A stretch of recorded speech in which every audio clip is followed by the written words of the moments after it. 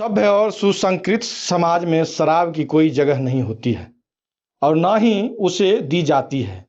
इसलिए हर माँ बाप अपने बच्चे को शराब से दूर रहने की सलाह देते हैं और इस पर पाबंदी अगर लगे तो इसका जाहिर तौर पर स्वागत होना चाहिए।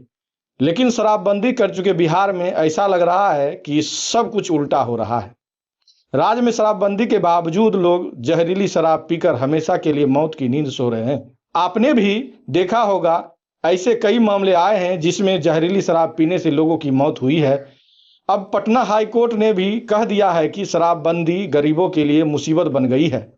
पटना हाई कोर्ट ने एक पुलिस अधिकारी के केस में फैसला सुनाते हुए कहा कि राज्य सरकार ने 2016 में शराबबंदी की थी, लिक्विड बैन किया था, तो उसके पीछे सही मकसद था। सरकार की कोशिशें थी कि लोगों का जीवन स्तर सुधरे, स्वास्थ्य पर बुरा असर न पड़े, लेकिन कुछ वजहों से अब इसको इतिहास में बुरे निर्णय के रूप में देखा जा रहा है।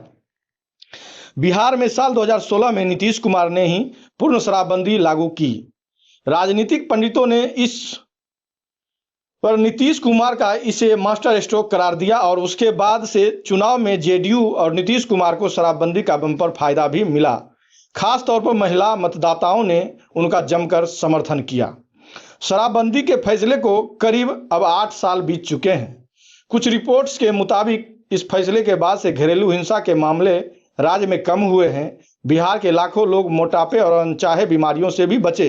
लेकिन शराबबंदी का एक स्याह पहलू भी है और इसके चलते धड़ल्ले से नकली और फर्जी शराब बनने लगी।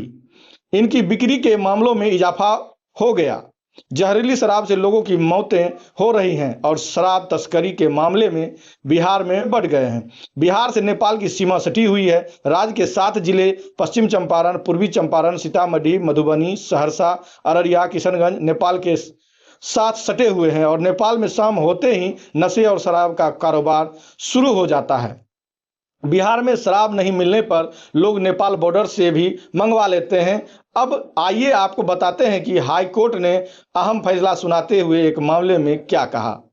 हाई कोर्ट ने कहा कि यह कानून शराब और दूसरी गैर कानूनी चीज़ों की तस्करी को बढ़ावा दे रहा है और उन्होंने पूछा, गरीबों के लिए परेशानी का सबब आखिर यह क्यों बन गया है। बिहार सरकार ने 2016 में शराबबंदी के लोगों के जीवन और स्वास्थ्य को बेहतर बनाने के लिए किया गया था, लेकिन यह कानून अपने मकसद में कामयाब नहीं हो पाया।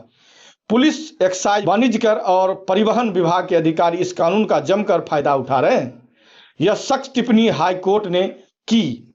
यह भी कहा कि अदालत ने शराब तस्करी में शामिल बड़े लोगों पर कम मामले दर्ज होते हैं, जबकि गरीब लोग जो शराब पीते हैं या नकली शराब पीने से बीमार पड़ते हैं, उनके खिलाफ ज्यादा मामले दर्ज होते हैं। साथ ही हाईकोर्ट ने कहा कि यह कानून पुलिस के लिए एक हथियार बन गया है और पुलिस अक्सर तस्कर के साथ मिलीभगत करती है। कानून से बचने के नए नए तरीके इजाद किए जा रहे हैं और यह मुख्य रूप से राज्य के गरीब लोगों के लिए ही मुसीबत का सबब बन गया है। यह टिप्पणी करते हुए हाईकोर्ट ने एक पुलिस इंस्पेक्टर को दी गई सजा रद्द कर दी। यह सजा शराबबंदी कानून के तहत उनके इलाके में शराब पकड़े जाने पर दी गई थी। दरअसल याचिकाकर्ता Mukesh Kumar Paswan Patna bypass police station में स्टेशन हाउस के ऑफिसर के रूप में कार्यरत थे और उन्हें इसलिए निलंबित कर दिया गया था क्योंकि राज्य के एक्साइज अधिकारियों ने उनके पुलिस स्टेशन से करीब 500 मीटर दूर पर ही छापेमारी की थी और विदेशी शराब जब्त की थी। राज्य सरकार ने उन्हें डिमोशन की सजा दी थी और इस मामले में हाईकोर्ट से उनको राहत मिल गई और हाईकोर्ट ने यह बहुत ही अहम टिप्पणी राज्य सरकार को लेके की है। अब हाईकोर्ट की इस टिप्पणी के बाद बिहार की सियासत शराबबंदी पर कैसे गरमाती है, यह देखना बहुत ही महत्वपूर्ण होगा।